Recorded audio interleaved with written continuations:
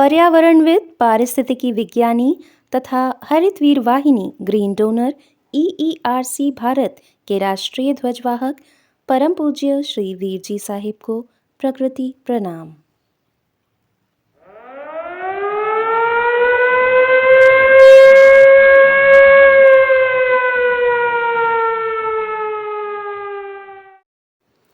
शामली उत्तर प्रदेश में सभी शिक्षण संस्थाओं को ग्रैप स्टेज 4 के चलते किया गया अग्रिम आदेशों तक बंद।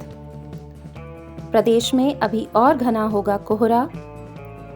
दिल्ली में AQI 488 तथा उत्तर प्रदेश की राजधानी लखनऊ में AQI 359 हुआ दर्ज।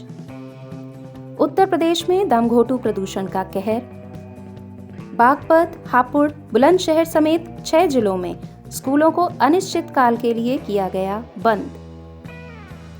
दिल्ली में प्रदूषण को देखते हुए राज्य सरकार ने वर्क फ्रॉम होम का दिया आदेश। जिंदगी दांव पर लगी है और हम अभी भी हर फिक्र को धुएं में उड़ाते जा रहे हैं। चश्मे के बाद अब मास्क हमारे शरीर का एक हिस्सा बनता चला जा रहा है और हम अभी भी उपेक्षा भाव में चैन की वंशी बजा रहे हैं। ऐसा लगता है कोरोना महामारी भी मां प्रकृति के संदेश को हमें समझाने में असफल रही है। विकास की अंधी दौड़ में हम पुरानी परंपराओं को, प्रकृति के संग की गई प्रेमपूर्ण साझेदारी को अतीत की विस्मृतियों में खोते चले जा रहे हैं। मानवपन की महत्वाकांक्षाओं को भांपते हुए बैंकिंग कंपनीज ने सस्ती दरों पर लोन उपलब्ध कराना शुरू किया और वास्तव में हमारे विकास और विनाश की कहानी एक साथ शुरू हो गई। हम बड़ी बड़ी गाड़ियां लेकर अकेले अपने घरों से सड़कों पर निकल आए, जिसने ट्रैफिक जैम जैसी भीषण समस्या को जन्म दिया। और सिर्फ समय ही नहीं, हमारा स्वास्थ्य भी खतरे में पड़ जाता है जब सैकड़ों गाड़ियां एक के पीछे एक हॉर्न बजाकर ध्वनि प्रदूषण करती हैं और धुएं छोड़ते हुए वायु प्रदूषण को भी बढ़ाती हैं, जिससे न सिर्फ सांस की समस्याएं बल्कि हमारे श्वसन तंत्र को अपूरणीय क्षति होती है। बात यहीं खत्म नहीं होती। यहाँ जो हम घरों में निश्चिंत होकर आराम से बैठे हैं, हम इस बात से शायद पूरी तरह अनभिज्ञ हैं कि यह जहरीला धुआं हमारे घरों में, हमारे रसोई घर तथा बेडरूम तक दबे पांव पहुंच चुका है। रही सही कसर हमारी जीवन शैली ने पूरी कर दी। जहां उन्नत जीवन स्तर को दर्शाने के लिए हमने बच्चे को हाथ में मोबाइल फोन थमा दिया। घर का AQI तो पहले से ही बिगड़ा था, उस पर रेडिएशन ने हमारे शारीरिक तंत्र को भीतरी रूप से कमजोर बना दिया। परिणाम स्वरूप आज बच्चों में रोगों से लड़ने की क्षमता बहुत ही न्यून हो चुकी है। क्या हमें नहीं लगता कि हमें अब ठहर जाना चाहिए?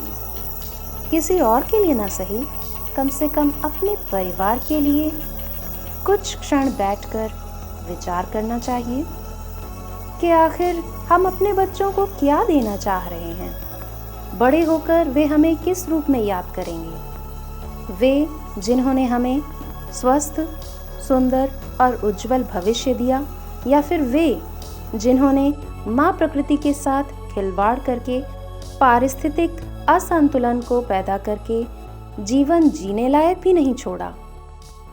तनिक रुकिए, विचार कीजिए और अपने आप से ये सवाल पूछिए कि क्या हम मानव जाति का नाम विलुप्त प्राय जातियों की सूची में देखना चाहते हैं, या फिर आने वाली सभ्यताओं द्वारा स्वयं को जीवाश्मों में खोजे जाते हुए देखना चाहेंगे। निर्णय हमारा है। शुरुआत जरूर दिल्ली से हुई, मगर आज निकटवर्ती सभी राज्य इस जानलेवा प्रदूषण के कहर की चपेट में आ चुके हैं। और अगर पड़ोसी का जलता आशियाना देखकर हम खामोश खड़े हैं, तो अगला घर हमारा ही है।